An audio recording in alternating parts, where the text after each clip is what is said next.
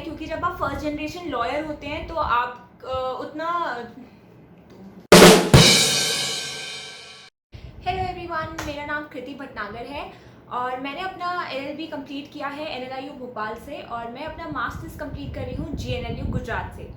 आज हम बात करने वाले हैं कि क्या आपको लॉ एज अ करियर चुनना चाहिए कि नहीं चुनना चाहिए। तो जो सबसे पहला पॉइंट है जिस पर मैं बात करूंगी वो ये है कि लॉ एज अ करियर का क्या मतलब होता है। प्लीज़ समझिए कि लॉ एज अ करियर का मतलब ये नहीं होता कि आपको काले कोट पहन के सीधा सिर्फ कोर्ट जाना है। बहुत सारे प्रोफेशंस होते हैं जिसमें आप ज्वाइन कर सकते हैं लॉ करके भी, और लॉ में भी बहुत सारे बाइफिकेशंस होते हैं जो आप ज्वाइन कर सकते हैं। जैसे आप प्रोफेसर बन सकते हैं, आप कॉर्पोरेट ऑफिस ज्वाइन कर सकते हैं, आप लीगल कंसल्टेंट बन सकते हैं, आप गवर्नमेंट ऑफिस में लीगल ऑफिसर्स बन सकते हैं। तो बहुत सारी चीज़ें हैं जो law as a career follow करने के बाद आप कर सकते हैं। ऐसा नहीं है कि सिर्फ और सिर्फ काले कपड़े पहन के आपको कोर्ट जाना पड़ेगा। तो प्लीज़ ध्यान रखिए कि अगर आपको law as a career choose करना है तो उसके बाद आपके पास काफ़ी सारी लाइंस होती हैं ज्वाइन करने के लिए। जो सेकेंड पॉइंट है वो ये है कि please don't jump into it. कई बार ऐसा होता है कि हम क्लैट जो एंट्रेंस टेस्ट होता है लॉ कॉलेजेस का, उसके पेपर्स देख के ये सोचते हैं कि ये तो बहुत इजी है, हम लॉ कर सकते हैं, पर ऐसा नहीं होता।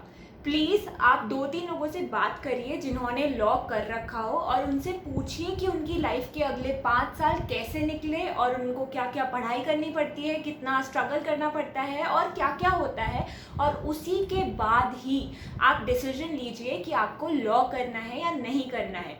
जस्ट बिकॉज आपके कजिन्स कर रहे हैं या आपके फ्रेंड्स कर रहे हैं इसलिए इस फील्ड में मत जाइए। नेक्स्ट जो पॉइंट है वो ये है कि आप हमेशा अपना स्वॉट एनालिसिस कीजिए। स्वॉट एनालिसिस क्या होता है? स्ट्रेंथ, वीकनेस, अपॉर्चुनिटीज और थ्रेट्स। आपके अंदर क्या स्ट्रेंथ है, आपकी क्या वीकनेसेस हैं, आप कौन सी अपॉर्चुनिटीज चाहते हैं, आपको क्या क्या थ्रेट्स है लाइफ में, इनको आप खुद बैठ के एनालाइज करिए, अपने आप को समझिए और फिर उसी के बाद आप देखिए कि आपको law as a career join करना है या नहीं करना है।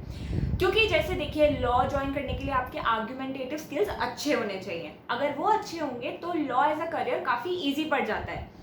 उसके अलावा आप अपने इमोशंस देख सकते हैं, आप ज़्यादा इमोशनल हैं, कम इमोशनल हैं, इससे भी फ़र्क पड़ता है कि आपको लॉ करना चाहिए या नहीं करना चाहिए। इसलिए सबसे अच्छा इंसान जो आपको बता सकता है कि आपको क्या करना है वो आप खुद होंगे।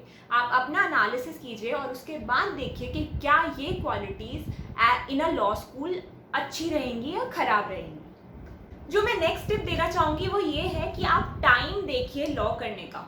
अगर आप 12th के बाद लॉ करते हैं तो आपको 5 इयर्स का कोर्स करना होता है, या फिर आप ग्रेजुएशन करके 3 इयर्स का ग्रेजुएशन करके भी आप ज्वाइन कर सकते हैं लॉ स्कूल्स को, लॉ कॉलेजेस को, जो कि 3 इयर्स के होते हैं दोबारा। सो बेसिकली आप मिनिमम 5 to 6 इयर्स लगते हैं लॉ कंप्लीट करने में।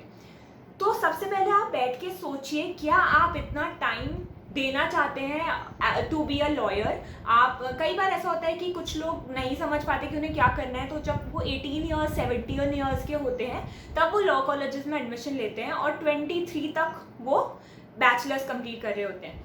तो उनको ऐसा लगता है कि वो थोड़ा जल्दी जॉब में जाना चाहते थे। तो आप बैठ के एनालाइज करिए कि आपको किस टाइम पे अपने लाइफ में जॉब चाहिए, और इसमें एक स्ट्रगल है, टाइम कंजम्पशन है, बीच में थोड़ा सा फ्रस्ट्रेशन भी होता है कि आपको जॉब कब मिलेगा और इतने सारे साल हो गए।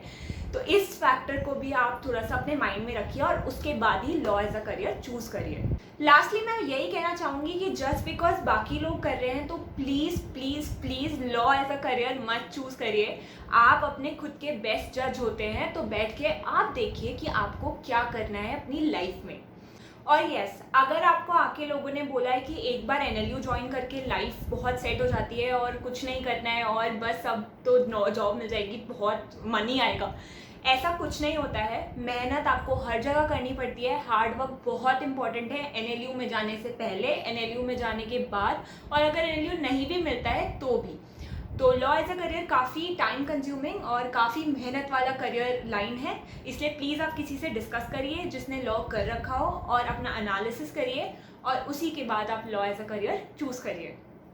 So I hope you like this video. If you liked it, please like, share and subscribe the video. Thank you.